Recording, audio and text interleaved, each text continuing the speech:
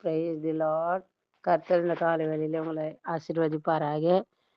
Voice of good shepherd மூலம் தேவனுடைய வார்த்தை நம்ம கவனிக்கலாம். சங்கீதம் 2ஆம் அதிகாரம் 12ஆம் வசனத்துல, குமாரன் கோபம் கொள்ளாமலும் நீங்கள் வழியிலே அழியாமல் இருக்கும்படிக்கு அவரை முத்தை செய்யுங்கள். கொஞ்சத்திலே அவருடைய கோபம் பற்றி எரியும். அவரை அண்டிக் கொள்கிற யாவரும் பாக்கியவான்கள். குமாரன் கோபம் அப்படின்னா, குமாரன்னா யாருன்னா ஆண்டவராகிய இயேசு கிறிஸ்து. அவர் தான் குமாரன். அவருடைய கோபம் பிதாவுக்கு என்ன பண்ணக்கூடாது, பிதாவுக்கு ஏசப்பா கீழ்ப்படிஞ்சாரு. அதுபோல நாமளும் இயேசுவுக்கு நாம கீழ்ப்படிஞ்சு அவருடைய வழியில நடக்கணும். விக்கிரகத்தை வணங்குறது, கல்லை வணங்குறது, மண்ணை வணங்குறது, மனுஷனை வணங்குறது, பணத்தை வணங்குறது, இப்படிப்பட்ட இதெல்லாம் இந்த ஆண்டோடைய கோபம் வந்து அந்த பொருள் எடுத்து போட்டுருவாரு, உன்னையும் அழிச்சிடுவாருங்க. நீ நரகத்துக்கு போயிடுவ, பரலோகத்துக்கு வர முடியாது. அதனால ஆண்டவர் என்ன பண்ண பிடிச்சுக்கொள்ள வேத வசனத்தின் பிரகாரம் ஆதியாகமம் 18ஆம் அதிகாரம் 30-32 நம்ம வாசிக்கும் போது, அங்க ஆபிரகாம் லோத் இருந்தாங்க. அங்க அவங்க 2 பேரும் வாழ்ந்துட்டு இருக்கிறாங்க. அப்போ அவங்க 2 பேரும் பிரிஞ்சு போறாங்க. ஆபிரகாம் நல்ல தேசத்துக்கு போயிட்டாரு. லோத் என்ன பண்றாரு, பாவ தேசத்துக்கு போனாரு. லோத் சோதோம் குமோரா பட்டணத்துக்கு போனாரு.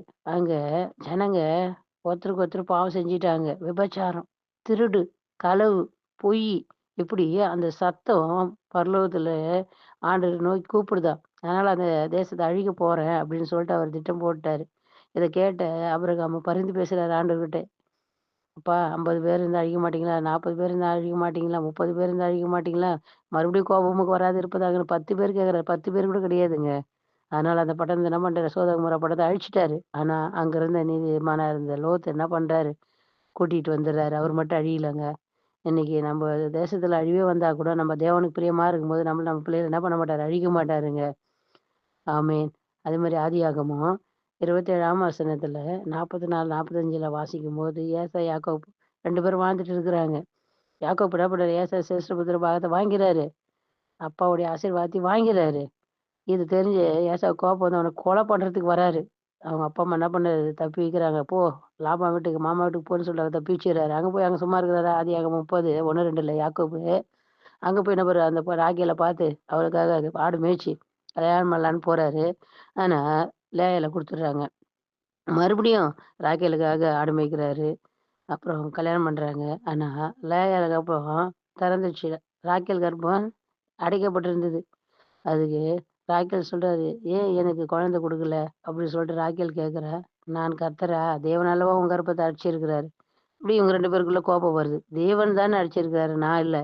அப்ப ஆண்டவர் பிரியம் இல்லாத செய்தனால எவ்வளவு பாடுகள் பாருங்க.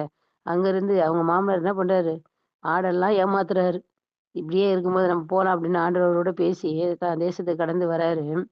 அப்ப வரும்போது ராகேல் என்ன பண்றாங்க, அந்த அம்மா அவங்க அப்பா கிட்ட இருந்த விக்கிரக சுருபெல்லாம் திருடிட்டு வந்துடுறாங்க. சுரூபங்கள்லாம் எடுத்துட்டு வராங்க. விக்கிரகத்தெல்லாம் எடுத்துட்டு வராங்க. அத பா அது தெரிஞ்ச லாபன் வந்து, நீங்க போறது போறீங்க சொல்லாம போறீங்க. எங்க பொருள்லாம் திருடிட்டு போறீங்களே! எங்களுடைய விக்கிரகத்தெல்லாம் திருடிட்டு போறீங்களேன்னு வந்து கேட்குறாரு. அது பொய் சொல்லிர்றாங்க ராகேல். அப்பயே உண்மைய சொல்லியிருந்தா, அவங்க உயிருக்கு ஆக்கப்பட்டிருக்கு. அவங்க பிள்ளைங்க ஆசீர்வாதமா இருந்திருப்பாங்கங்க. அதான் ஆனா அவங்க பொய் சொன்னதுனால, அவங்க அந்த தேசத்துக்கு வராதபடிக்கு அவங்க அந்த அம்மா செத்து போயிர்றாங்கங்க. ம். இன்னைக்கு நாமளும் உண்மையா இருக்கணும். அப்போ ஆண்டவர் என்ன பண்ணுவாரு, ஆண்டவருடைய கோபம் நம்ம மேல வராதபடி, நம்ம பிள்ளைங்க மேல வராதபடிக்கு ஆண்டவருடைய ஆசீர்வாதம் நம்ம மேல இருக்கும். பாருங்க. அ யோசேப்பு பாருங்க 37:7ல ஒரு சொப்பனத்த சொல்றாரு சகோதரருக்கு. என் கட்டு மட்டும் என்ன பண்ணும், நிமிர்ந்து நிக்கும். உங்க கட்டுலாம் வணங்கியிருக்கும். அப்பன்னா நீங்க வணங்குவீங்க. நான் மட்டும் உயர்ந்திருப்பேன் சொல்றாரு. தப்புன்னாங்க. ஆண்டவர் சொல்றது சொன்னாரு.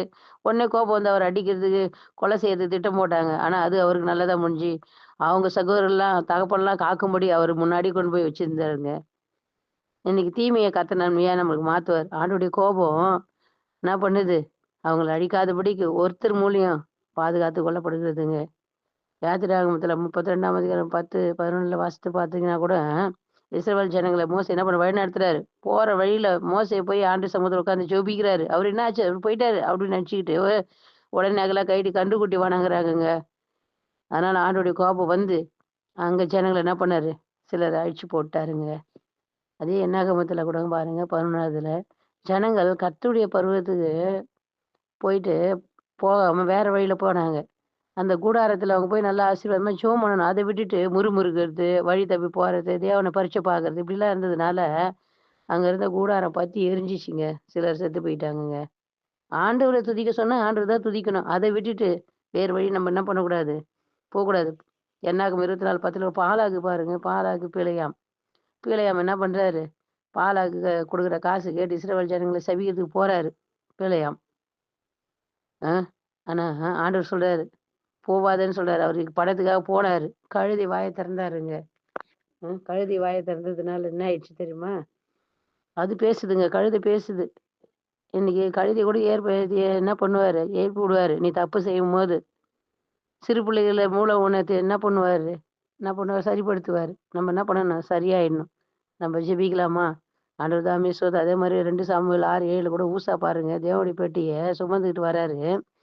அந்த பெட்டி இப்டி இப்டி கீழ சாயுது. இவரு போய் தாங்கி பிடிக்கிறாரு. அவரு சுமக்கிற வேல தான். தாங்கி பிடிச்சாரு பாருங்க. ஆண்டவர் அங்கேயே வச்சுட்டாரு. செத்து போயிட்டாரு. இன்னைக்கு நாம கூட ஊழியக்காரங்க எல்லாம் இருக்கலாம், விசுவாசியா இருக்கலாம், யாரா இருக்கலாம். ஆண்டவர் என்ன வேலை செய்ய சொன்னாரோ, அதுதான் செய்யணும். பாட சொன்னாருன்னா பாடணும். ஊழியம் செய்ய சொன்னா ஊழியம் செய்யணும். தீர்க்க தரிசனம் சொல்ல சொன்னா சொல்லணும். அவருக்கு பிரியயில்லாத நீயே சுயமா போனீன்னா, ஆண்டவருடைய கோபம் வந்து என்ன பண்ணுவாருன்னு நமக்கு தெரியாது. அதனால மனம் திரும்புங்க. கர்த்தர் உங்கள ஆசீர்வதிப்பார். நம்ம ஜெபிக்கலாம். எங்கள அதிகமா நேசிக்கிற எங்கள் அன்பின் தகப்பனே, கேட்கிற பிள்ளைங்கள் மனம் திரும்பட்டும். கர்த்தருக்கு பிரியமா இருக்கட்டும். ஏசப்பா, இந்த உலகத்துல விக்கிரகத்த தேடி ஓடுறாங்க ஆண்டவரே, மனம் திரும்பட்டும். பாவத்த தேடி ஓடுறாங்க, மனம் திரும்பட்டும். பணத்த தேடி ஓடுறாங்க, மனம் திரும்பட்டும். இயேசுவை தேடட்டும், இயேசுவை ஏற்றுக்கொள்ளட்டும். இந்த உலகத்துல நாங்க ஒன்று கொண்டு வந்ததில்ல ஏசப்பா, ஒன்று கொண்டு போவதில்ல. ஆண்டவராகிய இயேசு கிறிஸ்து முழு மனதோடு ஏற்றுக்கொள்ளட்டும். அப்போது நித்தியத்துக்கு கடந்து வருவார்கள். பிள்ளைகள் ஆசீர்வாதமா இருப்பாங்க ஆண்டவரே. இத கேட்கிற மக்கள் மனம் திரும்பட்டும், ஒப்பு கொடுக்கட்டும்.